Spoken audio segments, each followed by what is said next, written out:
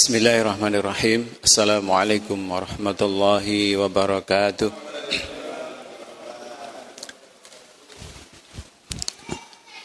Alhamdulillahi rabbil alamin. Wabihi nasta'in ala umurid dunya waddin. Wa ala alihi wa ashabihi ajma'in. Amma ba'd. Allahumma salli wa sallim wa barik ala sayyidina Muhammad wa ala alihi wa ashabihi ajma'in wa man tabi'ahum bi ihsanin ila yaumiddin. Amma ba'd. Qala Allah Ta'ala fi kitabihil karim, a'udzu billahi minasyaitonir rajim. Bismillahirrahmanirrahim. Ya ayyuhalladzina amanu taqullaha haqqa tuqatih wa la tamutunna illa wa antum muslimun. Shadaqallahul adzim. Para jamaah ingkang dipun mulyakaken Allah Subhanahu wa taala, monggo saderengipun sareng-sareng kita bika majelis kula panjenengan sedaya dalem menika kanthi wawasan basmalah ugi shalawat. Bismillahirrahmanirrahim. Allahumma shalli wa sallim wa barik ala sayyidina Muhammad. Salajengipun monggo kula panjenengan sedaya tansah muji syukur dumateng ngarsa dalem Allah Subhanahu wa taala. Ingkang dalu menika taksih paring rahmat saha nikmatipun dumateng kula panjenengan saengga tasih saged bermuwajahah dalam rangka thalabul ilmi sareng-sareng. Mugi-mugi kanthi ikhtiar kula panjenengan menika saged nambahi kiyatipun iman ugi takwa kula panjenengan dumateng Allah Subhanahu wa taala. Lan ugi selawat salam mugi tansah konjuk dumateng junjungan kula panjenengan baginda Nabi Muhammad sallallahu alaihi wasallam, sedaya keluarga, kerabat, sahabat lan sedaya ingkang nderek tindak lampahipun Kanjeng Nabi ngantos minjing dumugi kiamat. Lan mugi-mugi kula panjenengan termasuk minjing ingkang pikantuk syafaat insyaallah. Ugi kagem keberkahan majelis kula panjenengan, keberkahan keluarga kula panjenengan lan sedaya sederek-sederek kaum muslimin, monggo kita nyuwun dumateng Allah barokah kanthi wawasan suratul Fatihah. Liridallah wa li safati Rasulillah wa kulli niyatin salihah. Al-Fatihah. A'udzu billahi minasyaitonir rajim. Bismillahirrahmanirrahim. Alhamdulillahi rabbil alamin arrahmanir rahim maliki yaumiddin. Iyyaka na'budu wa iyyaka nasta'in. Ihdinas siratal mustaqim, siratal ladzina an'amta 'alaihim ghairil maghdubi 'alaihim waladdallin. Amin. Alhamdulillah, malam hari ini mestinya kita melanjutkan kajian kita terkait dengan tafsir surah Al-Baqarah yang mestinya sampai ayat 11-12. Namun sebelumnya saya tawarkan para jamaah hari atau bulan Dzulhijjah tahun ini kebetulan kita berbeda dengan pundi Pak? Arab Saudi. Besok Arab Saudi sudah Arafah tanggal 9. Minggu sudah tanggal 10, berarti sudah Idul Adha. Kita di Indonesia Arafahnya masih Minggu, Idul Adha-nya Senin. Nah. Terus binti kinten-kinten? Ada keraguankah? Betul nggih? Nah, kalau ada keraguan bisa saya bahas malam hari ini. Ada. Enten sing tasih ragu-ragu. Melok endi gitu ya. Gimana nggih? Perlu dibahas? Perlu dibahas nggih? Baik, kalau begitu tafsirnya saya tutup dulu. Nggih, nanti kalau ada masih sisa waktu kita lanjutkan. Ini pembahasannya fikih sementara menurut saya dulu nggih, dadose mangke jenengan bersama coba perhatikan kira-kira kalau apa yang saya sampaikan ini sesuai, monggo kita pakai bareng-bareng. Kalau mungkin ada perbedaan, Monggo menjadi tambahan literasi atau literatur bagi kita semuanya dalam menentukan sikap. Karena salah satu kaidah fikih yang sering saya sampaikan terkait dengan keyakinan dalam hal fikih itu penting.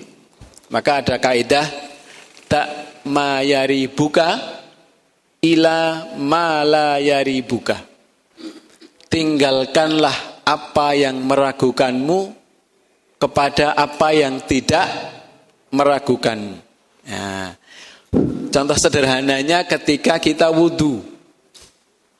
Ketika kita wudhu sudah beberapa saat, terus tenggene manah niku enten perasaan, aku wis batal purung. Berarti kan ini keraguan. Tinggalkan keraguan kepada apa yang tidak meragukan.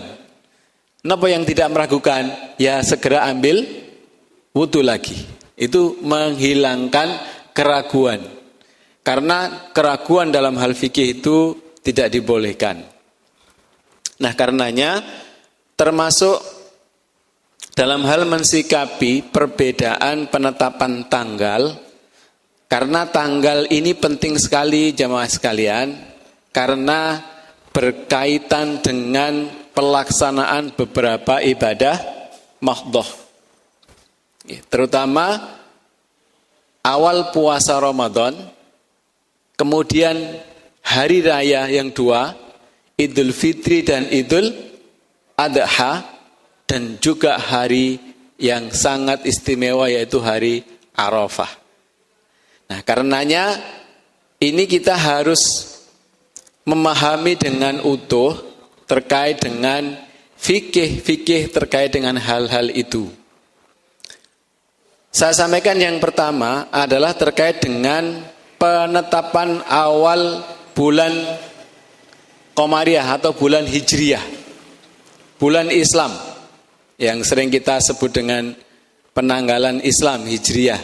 Padahal yang penanggalan Masehi itu juga penting ya, harus kita jaga juga. Tapi hitungannya sangat mudah, hitungannya sangat mudah. Begitu lewat jam 12 bengi berarti wis ganti tanggal. Nah, tapi bulan Hijriah ini panduan yang Allah berikan dan Rasulullah berikan adalah adanya hilal. Kenapa hilal nih Pak? Bulan sabit, anak bulan yang menandakan bergantinya bulan. Nah ini penetapannya itu bersifat ijtihadi. Ijtihad, yang namanya ijtihad itu ya pendapat. Maka sangat dimungkinkan terjadinya perbedaan pendapat. Termasuk kita di Indonesia, ini paling sering terjadi perbedaan pendapat dalam menetapkan awal bulan, terutama Ramadan dan Syawal. Karena kita punya organisasi keagamaan yang cukup besar, yang kadang berbeda dalam berpendapat. Jangankan itu, ada organisasi kecil yang sudah juga kadang berbeda pendapat. Di Indonesia ini ada namanya jamaah, nama Pak sing Sulawesi sing mesti beda niku, itu pasti berbeda. Mesti ndawisi. Nah, jadi yang pertama yang harus kita yakini adalah bahwa penetapan awal bulan Dzulhijjah, Ramadan ataupun Syawal atau bulan Hijriyah itu bersifat ijtihadi. Ijtihad. Yang ijtihad ini siapa yang boleh berijtihad? Nah, itu adalah ulama dan umarok. Nah, di Indonesia ini ada ditetapkan dalam bentuk sidang isbat. Nah, kalau saya sendiri mengikuti sidang isbat, karena di sana berkumpul banyak ulama dari berbagai lembaga agama dan juga pemerintah dari Kementerian Agama yang mereka juga para ahli, didukung dengan teknologi yang sudah memadai. Karena ijtihad di sini, kalau Zahir hadisnya itu jelas, nggak ada perbedaan. Zahir hadisnya jelas. Jika kalian melihat hilal maka berpuasalah. Okay. Kalau hilal belum terlihat, maka genapkanlah bulan Sya'ban menjadi 30. Nah, maka seperti itu patokannya. Bulan Hijriah itu usianya hanya ada 29 hari atau 30 hari. Nah, makanya setiap tanggal 29 sore hari, baik di Indonesia maupun di Arab Saudi atau di negara-negara lain, itu untuk bulan-bulan tertentu yang sifatnya krusial, kayak Ramadan, Idul Fitri dan Idul Adha, pasti dilakukan ru'yatul hilal, melihat hilal. Nah, kemudian kalau di Indonesia menjadi masalah, menjadi perbedaan adalah karena dalam mensikapi melihat. Melihat. Ada yang berpendapat bahwa melihat itu harus dengan apa, Pak? Dengan mata melihat. Tapi ada yang berpendapat adalah apa kudu nggawe motong dihitungnya ketok. Nah, ini yang menjadikan kemudian berbeda. Nah, jadi ini harus kita pahami pertama. Jadi itu yang menjadikan kenapa terjadi perbedaan. Untuk di Indonesia, alhamdulillah bulan Dzul Hijjah ini seluruh ormas Islam, pemerintah semuanya sepakat. Ya, semuanya sepakat terkait dengan tanggal 1 Dzul Hijjah. Sehingga tanggal 9 dan 10-nya juga pasti sama. Nah, kebetulan saja berbeda dengan Saudi. Nah, nanti kita jelaskan. Sedangkan perbedaan hasil ijtihad dalam menentukan awal bulan Dzul Hijjah itu bersifat mengikat bagi para pihak yang menetapkan dan mengikutinya. Tapi tidak mengikat bagi pihak-pihak yang tidak menerima hasil ijtihad tersebut. Jadi yang mengikuti pemerintah misalnya, maka ini mengikat. Yang tidak mau ikut ya tidak apa-apa, gitu ya. Termasuk hasil ijtihad pemerintah Saudi dalam menentukan awal bulan Dzul Hijjah tidak mengikat umat Islam di Indonesia dan negeri lainnya. Nah, kita juga perlu memberikan sikap terbuka, ya, menghormati keputusan yang berbeda. Nah, jamaah yang dimuliakan oleh Allah, mungkin ada pertanyaan, loh Pak, kenapa bisa terjadi perbedaan antara Indonesia dengan Arab Saudi? Maka perbedaan ini adalah sebuah kemestian, akan sering terjadi. Kenapa? Karena letak posisi Indonesia dengan Arab Saudi itu berselisih cukup jauh.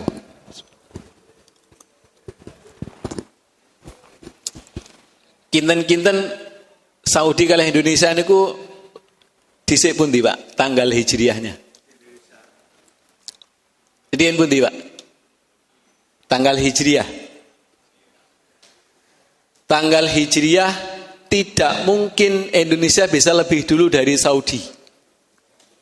Tidak mungkin. Kalau terjadi berarti itu keajaiban alam. Karena tanggal hijriah ditentukan oleh apa, Pak? Hilal. Tapi kalau tanggal Masehi dan jam Masehi, Indonesia lebih dulu 4 jam persis dibandingkan dengan Saudi, Arab Saudi. Sehingga disinilah kemudian kadang terjadi perbedaan. Saya gambarkan, hilal itu adalah pertemuan antara terbenamnya matahari dengan terlihatnya bulan. Terbenamnya matahari di Indonesia lebih dulu napa luwih keri timbang Arab Saudi? Terbenamnya matahari dhisik di Indonesia kalih Arab Saudi. Dhisik Indonesia, Pak. Dhisik Indonesia. Makanya ketika matahari terbenam di Indonesia, bulan ini belum sampai melewati, nggih, 4 jam kemudian di Arab Saudi ini sudah sangat mungkin terlihat bulannya. Mergo sisih petang jam mau ndelepe srengenge ini. Nah, inilah yang menyebabkan kemudian terjadinya perbedaan penetapan awal bulan Hijriah antara Indonesia dengan Saudi ataupun dengan negara-negara lainnya. Jadi semakin ke timur matahari itu terbit lebih dulu, maka juga terbenam lebih dulu. Nah, semakin ke barat, bulan itu sangat mungkin terlihat lebih dulu dibanding dengan yang di timur. Karena ketika di timur matahari ini terbenam, bulan masih di bawah, begitu 4 jam lagi bulan ini sudah naik di atasnya matahari. Sakit dipun bayangin nggih? Itulah yang menyebabkan perbedaan. Nah, tahun ini juga begitu. Di Indonesia semua sepakat, Indonesia, Brunei dan sekitarnya sepakat bahwa belum terjadi konjungsi, belum terjadi anak bulan, sehingga belum tanggal, maka harus digenapkan menjadi 30 hari. Di Arab Saudi sudah terlihat hilal, sehingga pemerintah Arab Saudi menetapkan sudah tanggal, sehingga pasti terjadi perbedaan. Nah, kemudian ini kaitannya dengan Idul Adha. Kalau Idul Fitri dan puasa Ramadan kita sudah nggak ada keraguan. Nggih, beda ya wis gak apa-apa. Nah, nggih napa mboten? Nggih. Nah, ini yang menimbulkan keraguan kita adalah ketika tanggal 9 Dzulhijjah itu berbeda antara kita dengan Arab Saudi, terus piye puasa Arafah? Piye Idul Adha? Kan begitu nggih? Nah, ini yang kemudian perlu dijelaskan. Bapak Ibu sekalian, jamaah yang dimuliakan oleh Allah, terkait dengan puasa hari Arafah atau 9 Dzulhijjah. 9 Dzulhijjah ini ada satu kegiatan utama, bahkan puncak ibadah haji itu adalah tanggal 9, yaitu napa Pak?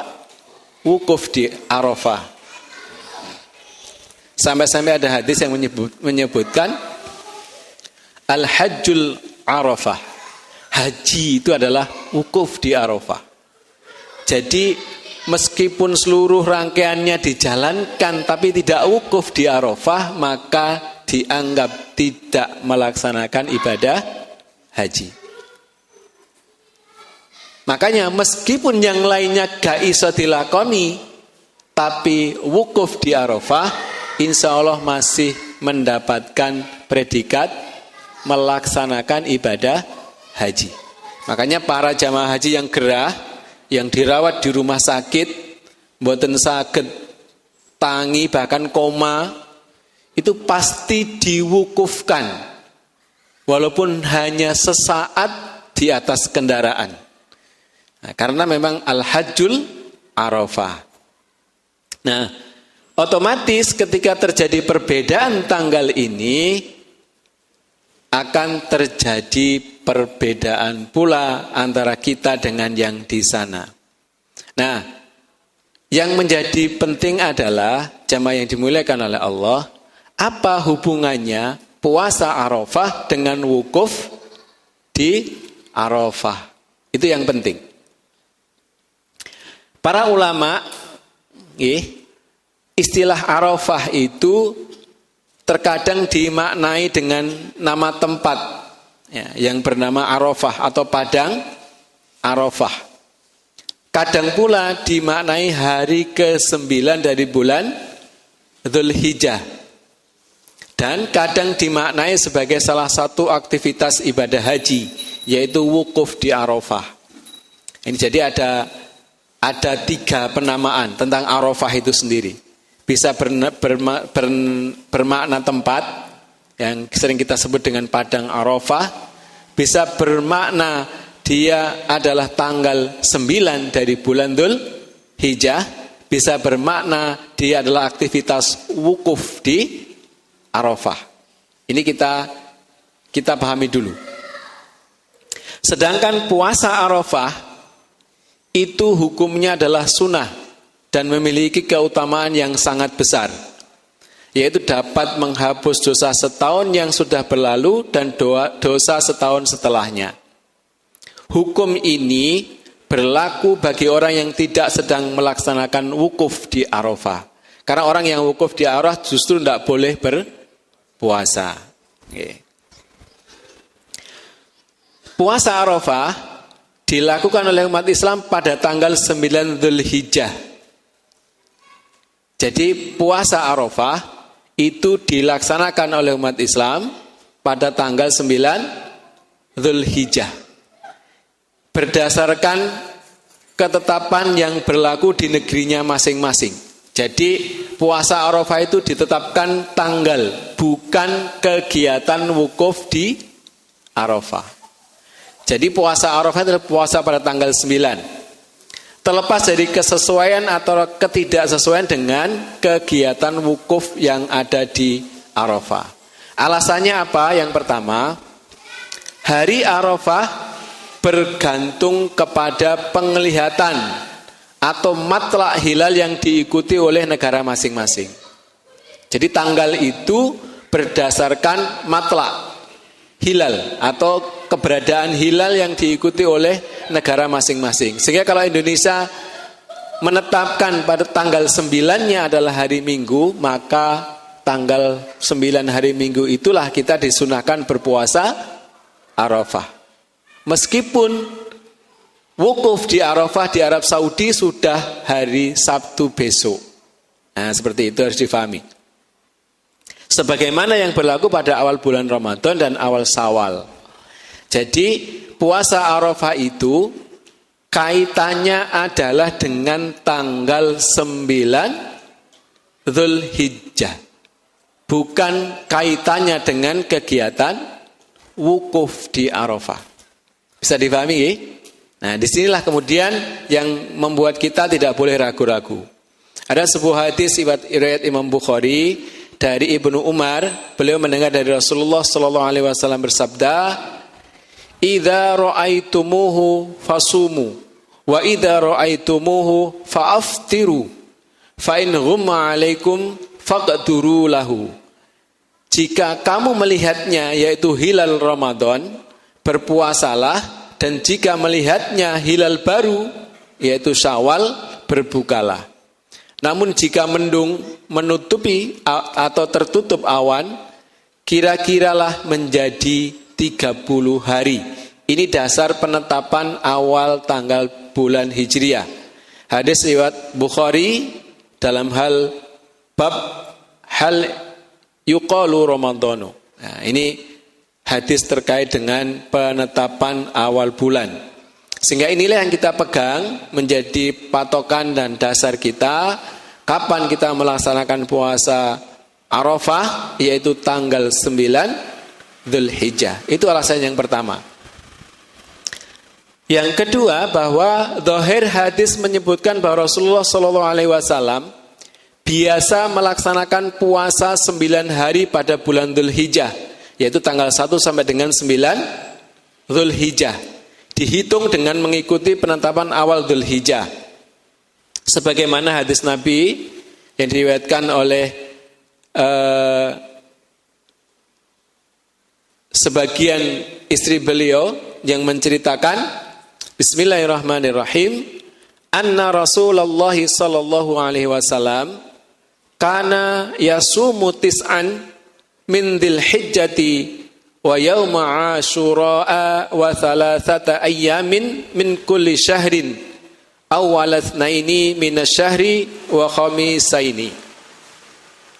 Artinya Rasulullah sallallahu alaihi wasallam biasa berpuasa pada 9 hari bulan Dzulhijjah.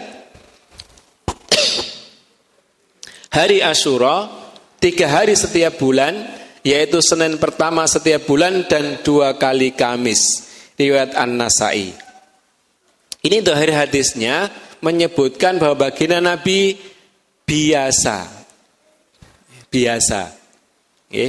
itu melaksanakan puasa setiap tanggal 1 sampai dengan tanggal 9 Dzulhijjah.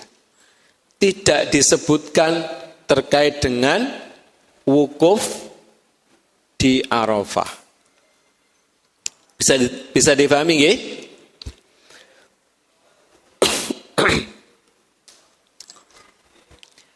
Yang ketiga, jamaah yang dimuliakan oleh Allah, kegiatan berpuasa, berbuka dan berkorban disyariatkan dengan mengikuti tanggal yang diikuti oleh mayoritas umat Islam di suatu negeri. Dalilnya adalah dari Abu Hurairah radhiyallahu an, Nabi bersabda, Bismillahirrahmanirrahim, as-saumu yauma tasumun wal fitru yauma tuftirun wal adha yauma tudahhun. Puasa ditetapkan ketika mayoritas kamu berpuasa. Idul Fitri ditetapkan ketika mayoritas kamu beridul fitri. Dan Idul Adha ditetapkan ketika mayoritas kamu beridul adha. Jadi penetapannya adalah berdasarkan kesepakatan jumhur. Ya, jumhur itu seperti kita di Indonesia adalah ulama dan umarok yang punya wewenang untuk menetapkan ini. Itu alasan yang ketiga, kenapa puasa Arafah itu dilakukan tanggal 9 Dzulhijjah dan tidak terkait dengan wukuf di Arafah.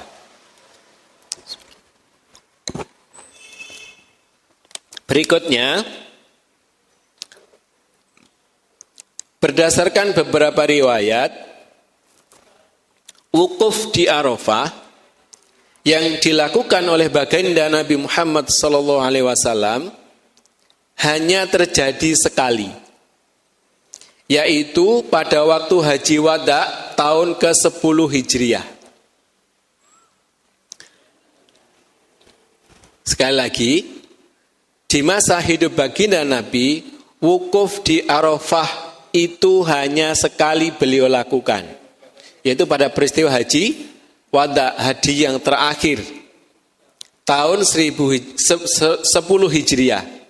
Sementara puasa Arafah dan sholat Idul Adha sudah disyariatkan sejak tahun kedua Hijriah. Disebutkan dalam kitab Subulus Salam, bab 1 halaman ke-60. Artinya, puasa Arafah tidak selalu, ya sekali lagi, puasa Arafah tidak selalu karena jamaah haji sedang wukuf di Arafah. Tapi puasa Arafah karena ditetapkannya pada tanggal 9 Dzulhijjah. Itu beberapa alasan. Jadi puasa Arafah itu tidak terkait atau bukan karena wukufnya jamaah haji di Arafah, tapi ditetapkan sunnahnya pada tanggal 9 Dzulhijjah sesuai dengan penanggalan kita masing-masing. Ditambah lagi dalam sejarah, haji pernah tidak dilaksanakan selama 40 kali karena beberapa sebab. Jadi sampai sekarang ini musim haji itu pernah tidak dilaksanakan atau tidak bisa dilaksanakan sebanyak 40 kali. Karena berbagai sebab. Bisa seperti konflik dan bencana. Meskipun begitu, ibadah puasa Arafah dan Idul Adha tetap dilaksanakan seperti biasa. Nah, ini jamaah yang dimuliakan oleh Allah, beberapa alasan kenapa puasa Arafah itu dilakukan berdasarkan tanggal 9 Dzulhijjah dan bukan berdasarkan kegiatan wukuf di Arafah. Sudah lebih plong ya? Jangan ragu-ragu lagi. Jadi puasa Arafah kapan? 9 Dzulhijjah. Kita kapan? Minggu. Ya, sarang-sarang kula mangke insyaallah muga-muga kuat. Kemudian Idul Adha dan pelaksanaan ibadah kurban. Nah, pelaksanaan Idul Adha dilaksanakan secara otomatis pada tanggal 9 Dzulhijjah dan begitupun pelaksanaan ibadah kurban dilaksanakan sejak tanggal 10 Dzulhijjah hingga 13 Dzulhijjah. Berdasarkan awal bulan Dzulhijjah yang sudah disepakati. Jadi untuk Idul Adha ini Indonesia 1 tanggal, Ya, tidak ada perbedaan. Walaupun kemarin Idul Fitrinya berbeda. Karena ternyata memang di tanggal 29 kenapa Pak? Antara Dzulqa'dah, tanggal 29 Dzulqa'dah itu ketika dihitung secara hisab bulan belum wujud, apalagi dilihat dengan mata. Nah, inilah kemudian sepakat semuanya bahwa tanggal 1 Dzulhijjahnya digenapkan Dzulqa'dah menjadi 30 hari. Maka dari sini tanggal ini sangat penting jamaah rahimakumullah karena terkait dengan pelaksanaan ibadah. Pelaksanaan ibadah. Jadi Idul Adha kita adalah otomatis tanggal 10 sejak ditetapkan dan setiap kita harus secara konsisten berpegang pada penetapan awal Dzulhijjah yang kita ikuti bersama. Karena ini berdampak pada haramnya melakukan ibadah puasa yaitu tanggal 10 Dzulhijjah. Nah, disinilah kita harus menghilangkan keraguan, nggak usah ragu-ragu, bingung, Pak piye kok beda karo Mekah. Dasarnya perbedaan itu adalah tadi sangat dimungkinkan sehingga kita harus mengetahui kaidah-kaidah dasarnya. Insya Allah itu jamaah yang dimuliakan oleh Allah, Bapak Ibu sekalian, terkait dengan kaidah fikih kita. Ini yang saya ikuti, yang saya pegang, penetapan tanggal Idul Adha, Idul Fitri maupun Ramadan. Saya selalu mengikuti jumhur ulama yang kebetulan di Indonesia ini berkumpul di dalam penetapan sidang isbat. Kita tidak perlu dan tidak boleh mengait-ngaitkan. Misalnya karena kita tidak suka dengan pemerintahannya, karena kita tidak suka dengan menteri agamanya, sehingga kemudian pokoknya beda, jangan. Dalam hal menetapkan fikih tidak boleh seperti itu. Kita harus punya literaturnya, punya hujahnya, punya dasarnya, kita menentukan itu. Nah, ketika kita sudah sepakat dengan semua itu, tidak boleh lagi ada keraguan. Ya. Karena kemarin belum ada di awal kita sudah yakin bahwa tanggal 10 Dzulhijjahnya 17 Juni. Ya, ternyata dalam perjalanannya di tengah jalan ada berita Arab Saudi menetapkan tanggal 1 hari Jumat. Jumat apa Kamis? Jumat. Terus bingung, kalau agak podo, malah endi. Nah, ini tidak boleh. Ya, kita harus tetap berpegang kepada keyakinan berdasarkan pengetahuan dan dalil-dalil yang sudah bisa kita pelajari bersama. Mudah-mudahan dengan semua ini, jamaah yang dimuliakan oleh Allah, dalam melaksanakan ibadah, walaupun misalnya itu hukumnya sunnah muakkadah, yaitu puasa Arafah, kita melaksanakannya dengan hati yang mantap. Ya, nggak boleh ada ragu-ragu. Untuk menghilangkan keraguan, ya dengan tadi itu, kita baca, kita cari landasan-landasan. Kalau sudah kita temukan literaturnya, maka kita akan mampu untuk membuat keputusan dan keputusan itu menenangkan. Ya, namanya ibadah itu harus dengan ketenangan dan kemantapan. Bahkan semboyan masjid kita adalah beribadah dengan nyaman dan nyaman dalam beribadah. Kan begitu nggih, Pak? Saya nggih. Nah, itu dalam pelaksanaan ini saja seperti itu, apalagi dalam menetapkan, menentukan keyakinan kita terkait dengan hukum fikihnya. Ada yang ditanyakan? Monggo, kalau ada barangkali nanti kalau bisa saya jawab. Monggo Pak Bambang. Kalau puasa Tarwiyah itu dasarnya bagaimana? Puasa Arafah itu adalah puasa tanggal 9 Dzulhijjah. Puasa Tarwiyah adalah puasa tanggal 8 Dzulhijjah. Ya sudah. Dasarnya itu. Karena hari tanggal 8 itu adalah hari tarwiyah namanya. Nggih. Mboten parang tanggal 11 nggih, Pak nggih. Nggih. Kemarin sudah saya sampaikan, puasa tanggal 1 sampai dengan tanggal 7 niatnya adalah puasa Dzulhijjah.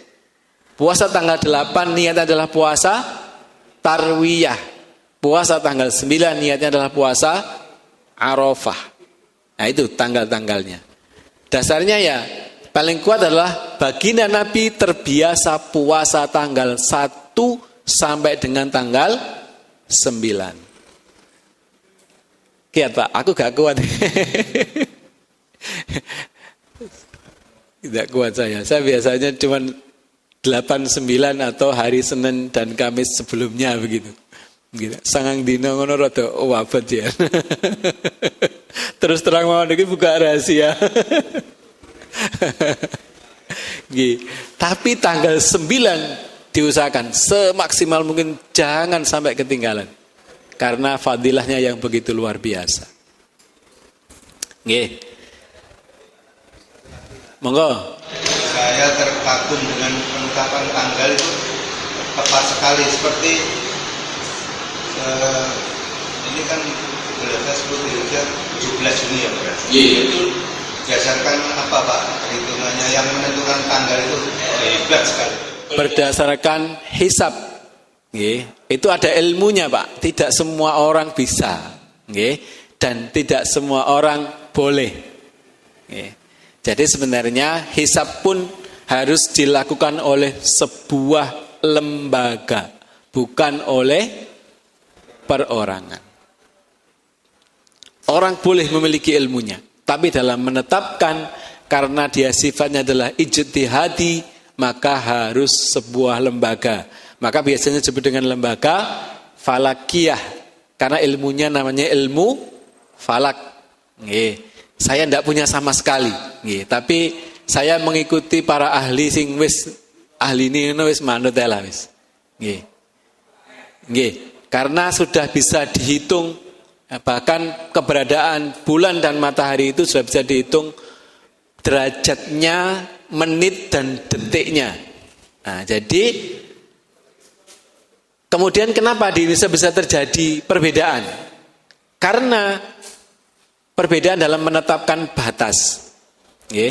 Dan saya kalau saudara kita di Muhammadiyah itu berapapun, pokoknya wis muni derajate, berarti wis ketok.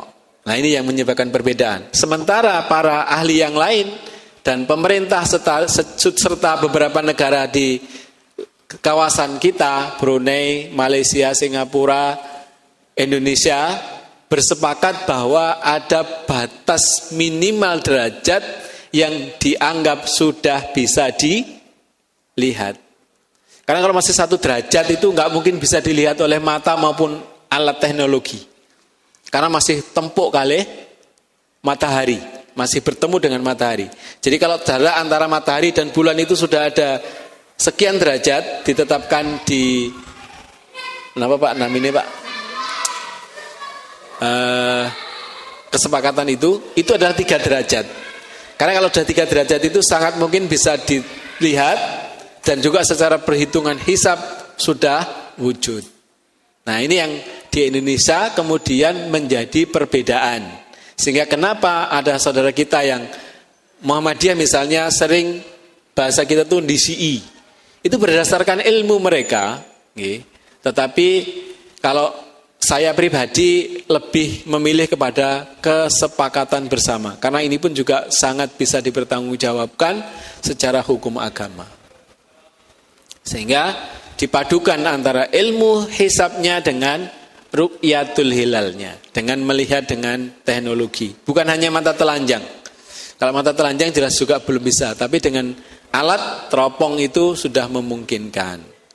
Nah, sehingga di sini lebih meyakinkan. Tidak apa-apa berbeda itu boleh. Tapi yang penting adalah keyakinan kita terhadap apa yang kita yakini itu berdasarkan pengetahuan yang sharih, pengetahuan yang jelas. Bukan hanya sekedar aku tak melok kae, begitu lusa nggak suka dengan kai, aku melok kiai. Nah, ini tidak boleh. Nggih. Berdasarkan kesukaan. Atau aku posone tak melok sing keri aku botone melok sing dhisik. Lah ini tidak boleh juga. Gitu. Jadi golek sing posone keri nggih. Bana ya 29 dina mergo poso keri malah melok boto sing dhisik malah posone 28 dina. Padahal puasa bulan Hijriah itu umurnya 29 atau 30, enggak mungkin 28. Nggih, jadi di situ. Sekali lagi makanya ilmu, yang namanya ilmu itu adalah pengetahuan kita terhadap suatu masalah. Ini penting menjadi dasar agar kita mengambil keputusan. Walaupun keputusan itu melu.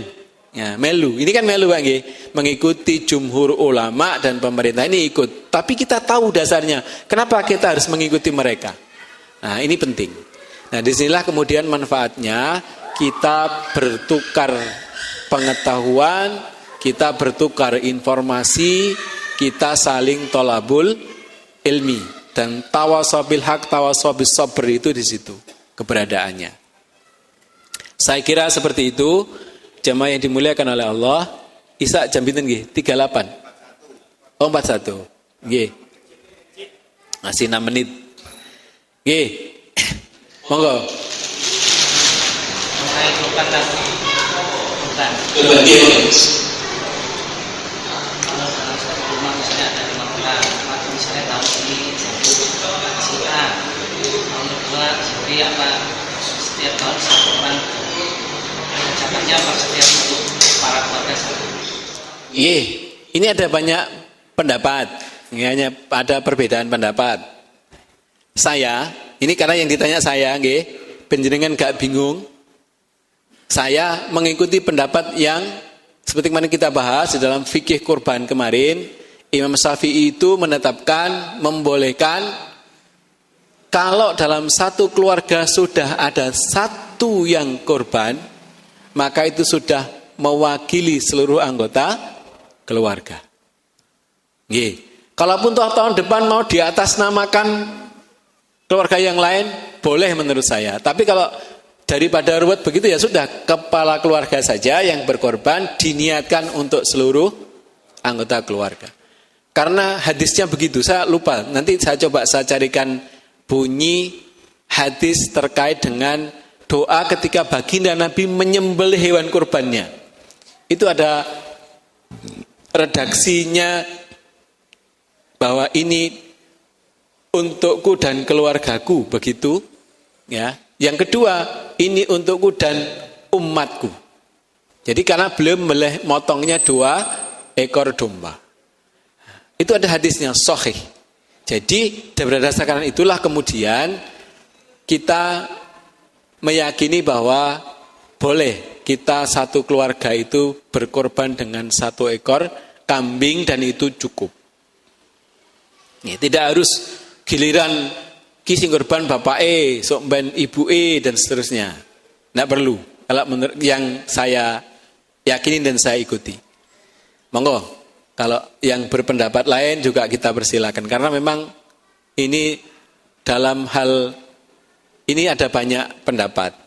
Tapi di antaranya yang kuat dan kemarin kita bahas dalam fikih fikul Islam ba'adilatuh, itu salah satunya juga pendapat Imam Syafi'i adalah fardu apa istilahnya?